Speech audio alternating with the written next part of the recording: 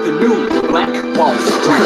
Do it right, build wealth, live life, economic empowerment, real tips, insight on the new Black Wall Street. It's on the new Black Wall Street. Here's your host.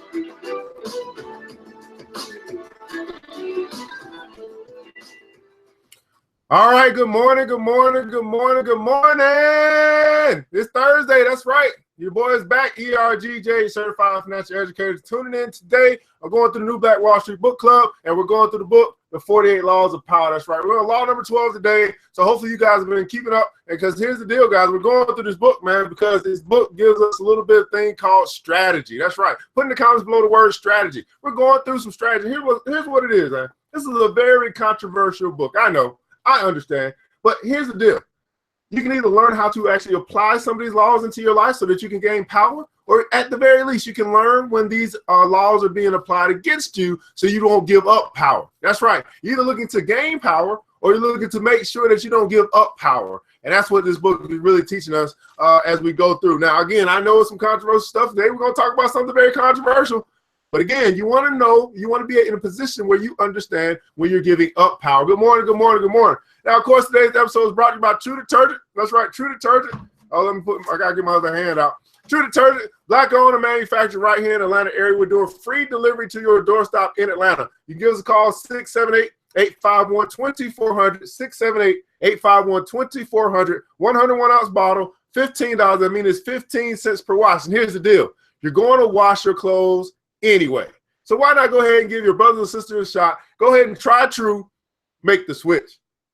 Now, of course, True is actually looking to expand their products that they offer to the public and to the market, and bring some new products to the market. And we want you to be a part of that. We want you to be a part of making history. The way that you can do that is just go ahead and make a small donation to the True Expansion Drive. There's a Kickstarter program going on, and what they're looking to do is bring fabric softener and fragrance-free detergent, right? For those people that say, hey, I got sensitive skin, they're looking to bring fragrance-free detergent and fabric softener. But we need your help. We need the help from the village, and we want you to be a part of making history when we take this small little company, and as a village, as for us and by us, we make this thing big. We want to make True Detergent the biggest laundry detergent manufacturer in the world. We want to do that. And we need your help to make history. That's right. So go ahead and click on the True Expansion Drive and go ahead and make your donation. And of course, there are some incentives as well. It's a Kickstarter program. So you know, different levels get you stuff as well. So it's about an exchange, right? Value for value. So hopefully you'll click on that, take a look, and make your donation today. Really, at the end of the day, all we need is 4,000 people. That's right, 4,000 people to just give $25. That's it. We get 4,000 people to get $25. That'll help us reach our goal, and we'll be able to bring new products, bring more jobs, things like that, man. Think big now. Now, also, you may be a person that's saying, hey, I not only do I use the product and I like the product, but I also want to be like you, ERGJ. I want to learn how to make some money off the product, and I want to become a distributor. See, we have a direct connection to the manufacturer. And what is the manufacturer needing? They need wholesalers. That's right, wholesalers. So we can become the Amazon. We can become the Walmart just by connecting with a manufacturer, becoming wholesale distributors ourselves, and then selling to the public, right? There's that little window of profit. That's where you can be. And you can sign up for the True Investment Session, where we're going to teach you how you can actually become a distributor of True products. And then also, maybe you're a person that says, hey, I don't live in the Atlanta area, but I do want to support this product. Well, I got a link there for you that you can actually go to the Black Amazon. That's right. At the marketplace for Black products, it's called WeBuyBlack.com, and you can actually buy the product there and get it shipped to you if you're outside Atlanta area. So just click on that link if you want to go ahead and buy the product, but you happen to be outside of Atlanta, and I can't make that free delivery to your doorstep until we get some distributors in your area. You see what's going on? That's what's going on. But anyway, that's enough of the announcement. We got a whole bunch of other stuff going on, but you go to www.ergj.net and find out about all our bits, our classes. You can actually scroll down and see our recommended reads, where you can actually buy books through us as well. We just got a whole store of fun. That's right, a whole store of fun. But here's the deal. I know you don't have a lot of time. I don't have a lot of time. It's law number 12 as we go through the 48 laws of power. Let's get it. What's going on, Tasha? How are you? Good morning. Justin's in the building. Olivia, Miss Bright, Miss Bright, and Cookie. What's going on? How are you? Here we go. Use selective honesty and generosity to disarm your victim. Woo, okay. Use selective honesty and generosity to disarm your victim. Here's your judgment. One sincere and honest move will cover over dozens of dishonest ones. Open-hearted gestures of honesty and generosity bring down the guard of even the most suspicious people. Once your selective honesty opens a hole in their armor, you can deceive and manipulate them at will. A timely gift, i.e. a Trojan horse, will serve the same purpose. A timely gift. You know we use it all the time, right?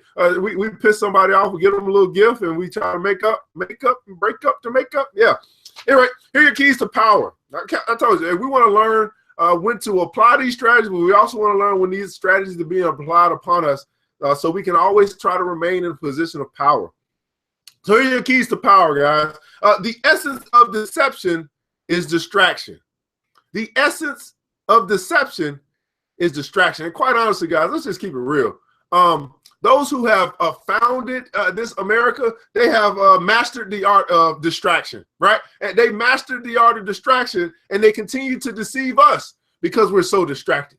I mean, how many guys know some people that just say, man, if you would only just wake up and see what's really going on, you would no longer be blinded by this thing called the reality for which you see. But your perception, you would, they like to call this awake, right? You being awake, like you finally are awake. You are actually starting to see the world as it really is versus seeing the world as you want to see it. You seeing the world as it really is versus you seeing the world as you believe it to be. But perception is reality, and some people wake up, a lot later than others. I mean, we understand it, but the essence of deception is distraction. Distracting the people you want to deceive gives you time and space to do something they won't notice. Man, whew. An act of kindness, generosity, or honesty is often the most powerful form of distraction because it disarms other people's suspicions. Now, how many of you know some politicians who will come into the black neighborhood and give you a little form of kindness, just one little form of kindness so that you can vote for them in the next 4 years, right? One little form of generosity. They ain't done nothing for you all up until the time it's time for you to vote, and they come in, they give you a little generosity. They give you a little, a little kindness. They dance with you just a little bit. They do the dab or something like that. They show themselves to be for you, but they're really not. Let me go back to the first statement here. The essence of deception is distraction. You might want to put that in the comments. Well, put that in the comments below. The essence of deception is distraction. And how many years? Every 4 years they do the same thing. And every 4 years we are deceived. Every 4 years we are distracted, which leads us to deception. Every 4 years, it never fails. I don't see them at all until it's time to vote. I don't see them in our neighborhoods. I don't see them anywhere until it's time to vote. That's just one example, but I think you get the point. It turns them into children, eagerly lapping up any kind of affectionate gesture. In ancient China, this was called giving before you take. The giving makes it hard for the other person to notice the taking. It's a device with infinite practical uses. Brazenly taking something from someone is dangerous, even for the powerful. The victim will plot revenge. It is also dangerous simply to ask for what you need, no matter how politely. Unless the other person sees some gain for themselves, they may come to resent your neediness. Learn to give before you take. Learn to give before you take. And now this is interesting here because the good old book said it's more blessing or something like that. It's better to give than it is to receive, right? And in this, it says, learn how to give before you take. Isn't this interesting? Woo! It softens the ground, takes the bite out of a future request, or simply creates a distraction. And the giving can take many forms. It can be an actual gift, a generous act, a kind favor, or honest admission, whatever it takes. Now, here's how you can actually apply the strategy. People do this all the time. Maybe you're in sales, maybe you're in multi-level marketing, maybe, I don't know, you got a product or something, and you meet somebody new, and this person seems like, man, they would be great to add to my team. Well, you just can't go up to them and be like, hey, I sell coffee and I want you to join our team. I think you're a powerful person. No. You got to start by, a kind little gesture, a little bit of honesty. You just kind of, maneuver your way into their life. And then eventually, once you've established a relationship, or they call it build a rapport, then you can start to ask them to come into your team. So let's not act like we don't do this. Let's not act like we don't understand how this law can apply. We can apply this law because people do it all the time. So an actual gift, a generous act, a kind favor, or honest admission, whatever it takes. And so this is the principle here: is you want to learn how to give before you take. Too many of us are trying to take without having given anything, right? We're selfish, and what we're saying here is if you learn how to be selfless, Zig Ziglar says this: if you help enough other people get what they want, you'll get what you want. If you just help enough other people get what they want, you'll get what you want. And that's the essence of what we're talking about here. Learn to give before you take.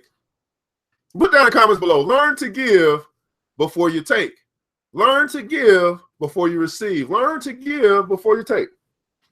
Select honesty is best employed on your first encounter with someone. I just said that. We are all creatures of habit, and our first impressions last a long time. If someone believes you are honest, and at the start of your relationship, it takes a lot to convince them otherwise. This gives you room to maneuver. J. Gold, like Al Capone, was a man who distrusted everyone. By the time he was 33, he was already a multimillionaire, mostly through deception and strong arming. In the late 1860s, Gold invested heavily in the Erie Railroad, then discovered that the market had been flooded with a vast amount of phony stock certificates for the company. He stood to lose a fortune and to suffer a lot of embarrassment. In the midst of the crisis, what's going on, Marvis? What's going on, Celeste? In the midst of the crisis, a man named Lord John Gordon offered to help. Gordon, a Scottish lord, had apparently made a small fortune investing in railroads. By hiring some handwriting experts, Gordon was able to prove to Gold that the culprits of the phony stock certificates were actually several top executives with the Erie Railroad itself. Gold was grateful. Gordon then proposed that he and Gold join forces to buy up a controlling interest in Erie. Gold agreed.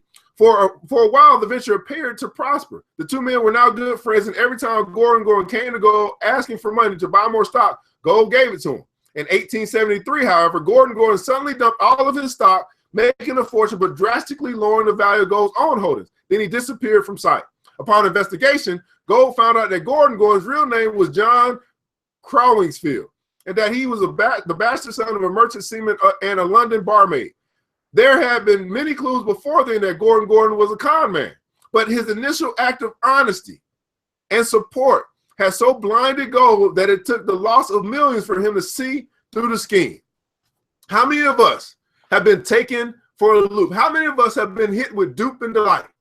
And it's saying that, hey man, I come and I make you perceive me to be honest. I make you perceive me to be your friend. But then at the end of the day, I'm just plotting away, trying to find a way to get your gold at the end of the day. I'm trying to find a way to take what you got and make it mine. That's the essence of a con man. And there are so many con men in our world. And so this is where the understanding of put in the comments below discernment. Too many of us lack discernment. We cannot discern. We cannot decipher. We can't tell when someone is genuinely honest versus someone putting on a front of honesty because we lack discernment. Just to keep it real, we lack discernment. We lack good judgment as it relates to character, the character of other people. We lack good judgment. And that's something that you can work on. And one of the ways you can work on is by being around more people. If you go through enough experience in life and you get taken enough times, you start to really recognize real, genuine honesty from fake honesty. Okay? So a single act of honesty is often not enough. What is required is a reputation for honesty built on a series of acts, but these can be quite inconsequential. Once this reputation is established, as with the first impressions, it is hard to shake. In ancient China, Duke Wu of Qing decided it was time to take over the increasingly powerful kingdom of Hu. Telling no one of his plan, he married his daughter to Hu's ruler. He then called a council and asked his ministers, I'm considering a military campaign. Which country should we invade? And as he had expected, one of the ministers replied, who should be invaded? The Duke seemed angry and said, who is a sister state now? Why do you suggest invading her? He had the minister executed for his impolitic remark. We'll put that in the comments below. That's gonna be our, I know what it means, but that's gonna be our vocabulary word of the day. Impolitic. All right, not political. You guys can look that up and put the definition in the comments. The ruler of Wu heard about this, and considering other tokens of Wu's honesty and the marriage with his daughter, he took no precautions to defend himself from Chang. A few weeks later, Chang forces swept through Hu and took the country, never to relinquish it. Honesty is one of the best ways to disarm the weary, but it is not the only one. Any kind of noble, apparently selfless act will serve. Perhaps the best such act, though, is one of generosity. So few people can resist a gift. Few people can resist a gift. What? You was just robbed from a black mechanic who has not done the work. Oh man. Oh man. Oh my goodness. I'm sorry to hear that, man. Put in the comments below, few people can resist a gift. How many of you have been in a situation where you realize that you had to turn down a gift? You're like, that's okay. You know who it's coming from. You're like, and here's the deal, man. I think we've been taught or conditioned all our life to accept any gift that comes our way. But how many of you guys know that every gift is not a good gift? Repeat that again. How many of you guys know that every gift is not a good gift? Right? Sometimes it's better to say no. No, thank you so much, but no, thank you, than it is to actually receive that gift. And in receiving a gift, sometimes you are basically in essence agreeing or making some type of peaceful pact of some sort when you actually receive the gift.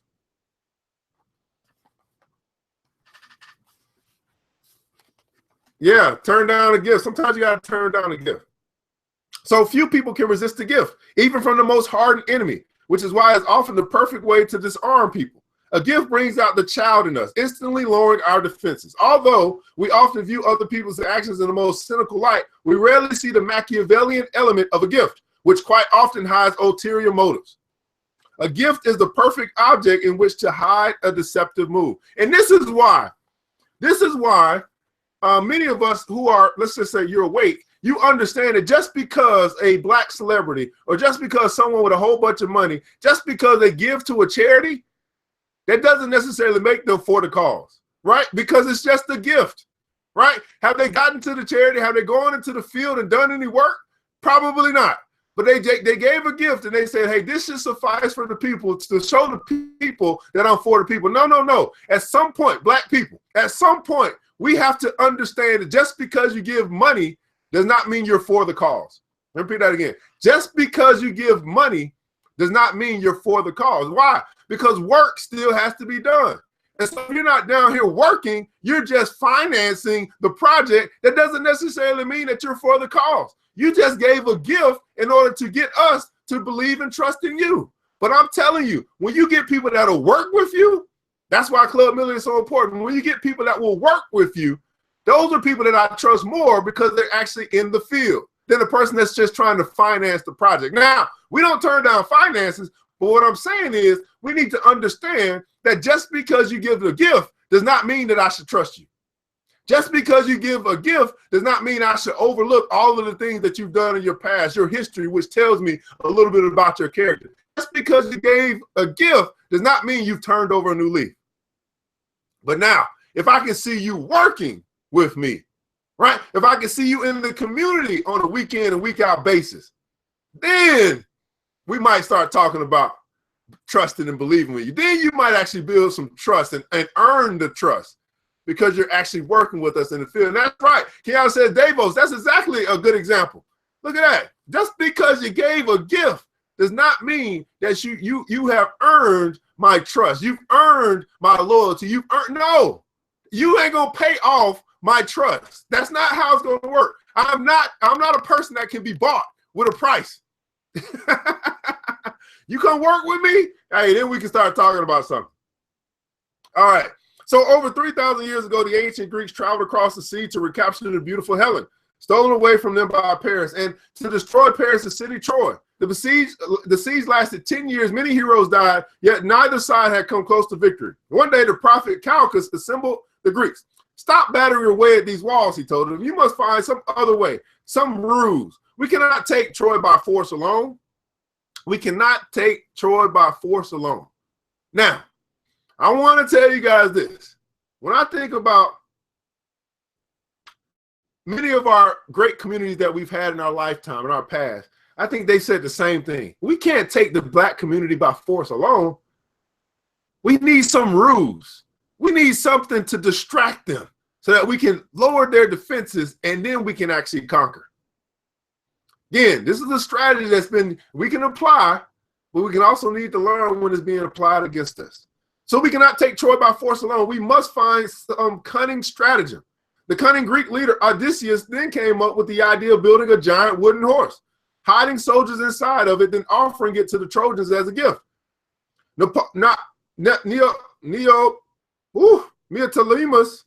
Neoptolemus, son of Achilles, was disgusted with this idea. It was unmanly. Better for thousands to die on the battlefield than to gain victory so deceitfully.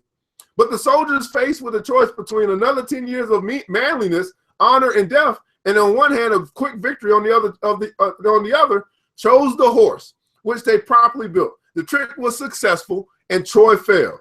One gift did more for the Greeks than 10 years of fighting.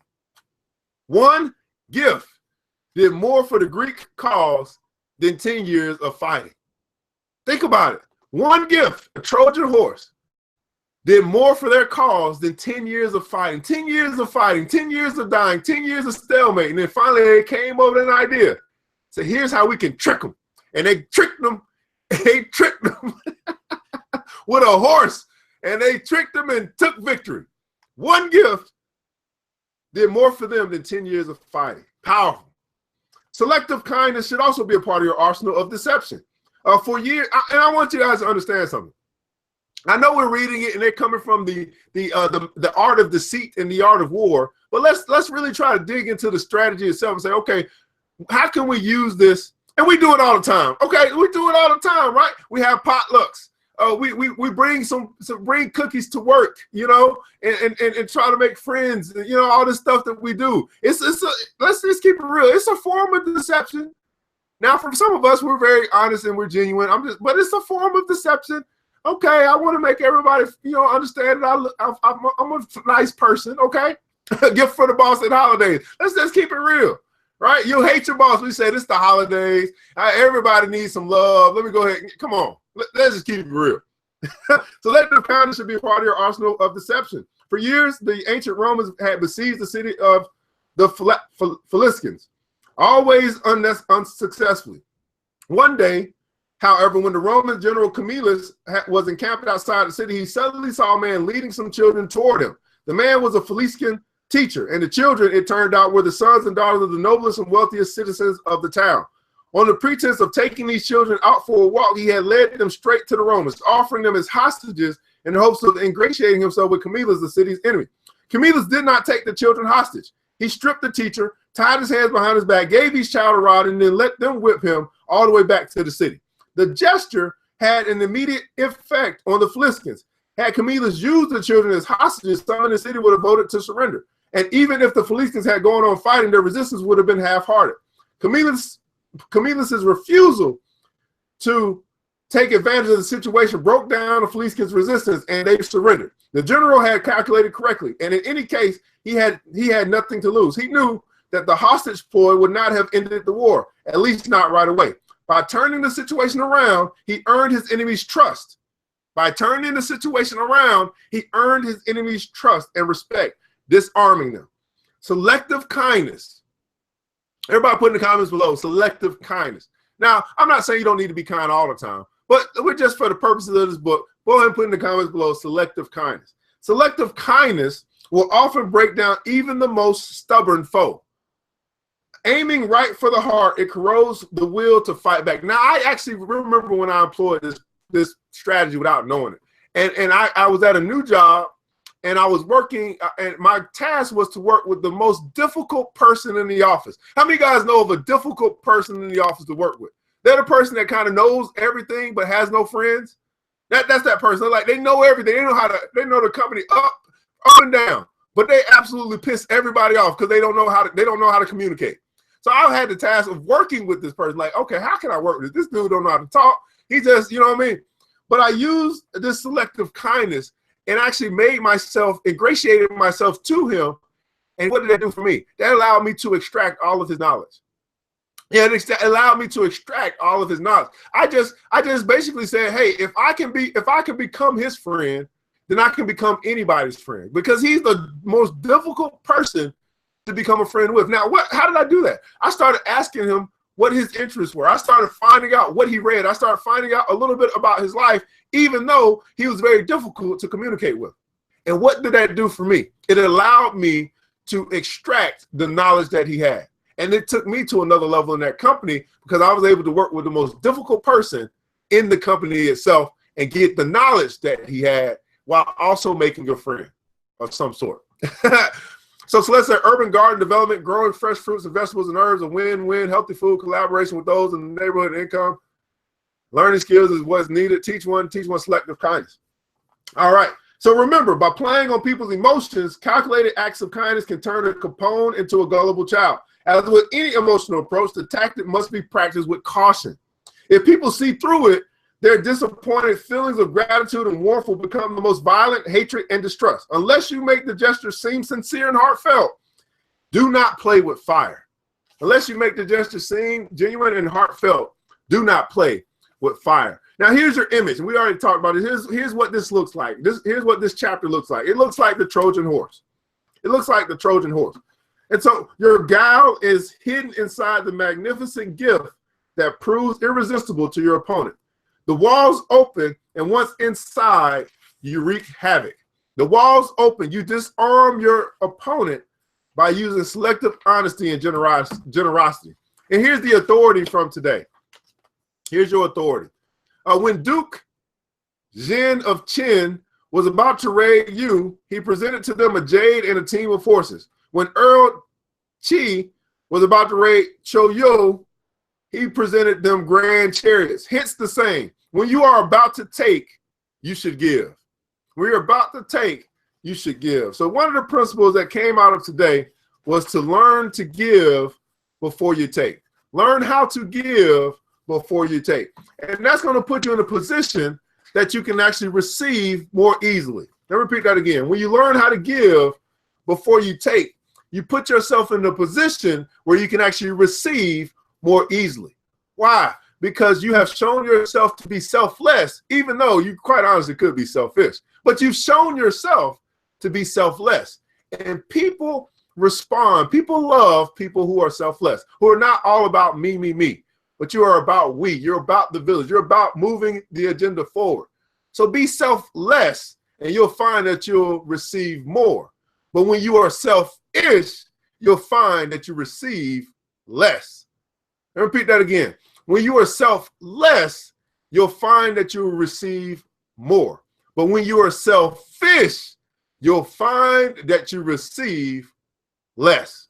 Well, here's the deal, guys. Let's go through the book, The 48 Laws of Power, law number 12. And our goal here is to learn strategy. Strategies that we can employ in order to gain power, or strategies to understand when they are being employed upon us so that we don't lose power. It's all about recognition and awareness. And I believe that as we go through this, we're going to continue to see how we as a community have been duped and delighted by these strategies that have been employed upon us. But now we going through the book, and you know what they say, if you put it in the book, no one will ever find it. Well, we are finding the jewels of strategy by using this tool called social media to go through our book club, to build us up and to recognize what's being used against us. Now, of course, today's episode is brought to you by True Detergent. True Detergent, black owned and manufactured right here in the Atlanta area. Get free delivery to your doorstep in Atlanta by giving us a call at 678-851-2400. That's 678-851-2400. 101 ounce bottle for $15. That's 15 cents per wash. And here's the deal, guys. You're going to wash your clothes anyway. Why not give True a try? True Detergent.